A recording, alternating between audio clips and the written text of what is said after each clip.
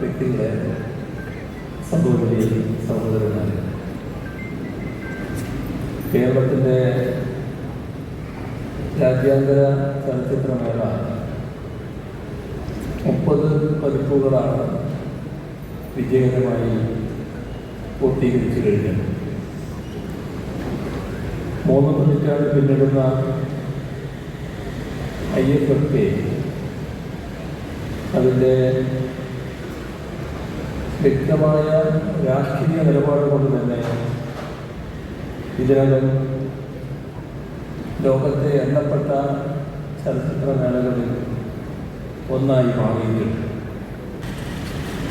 അതിജീവനത്തിനായി പൊരുതുന്ന 3 ലോക രാജ്യങ്ങളിൽ നിന്നുള്ള സിനിമകൾക്കാണ് ആരംഭകാലം മുതൽ ഇന്നോളം IFFK പ്രാമുഖ്യം നൽകിക്കൊണ്ടിരുന്നത്.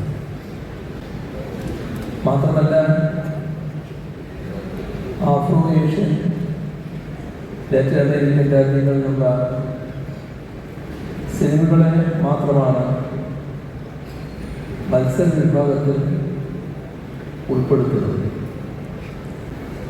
IFFKയുടെ ഈ രാഷ്ട്രീയ നിലപാടിന് ശക്തമായ അടിവരയിടുന്നതാണ് ഈ 30-ാം പതിപ്പ്.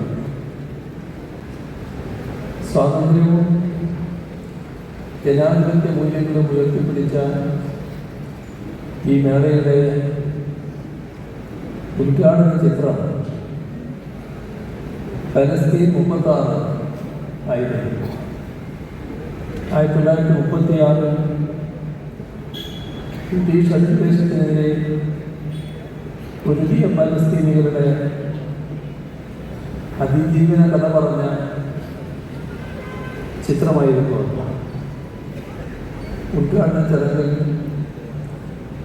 വിശിഷ്ട അതിഥിയായി പങ്കെടുത്തത് Palestine ambassador His Excellency Abdullah Abu ഷായിഷ. കറുത്ത വർഗക്കാരിലുള്ള വംശീയ മുൻവിധികൾക്കെതിരെ സിനിമയിലൂടെ അതിശക്തമായി കരുതുന്ന കനേഡിയൻ സംവിധായിക കെല്ലി ഫൈഫ് മാർഷലിനാണ് ഇത്തവണ സ്പിരിറ്റ് ഓഫ് സിനിമ അവാർഡ് സമ്മാനിച്ചത്. സ്വതന്ത്ര ചലച്ചിത്ര പ്രവർത്തനത്തിൻ്റെ പേരിൽ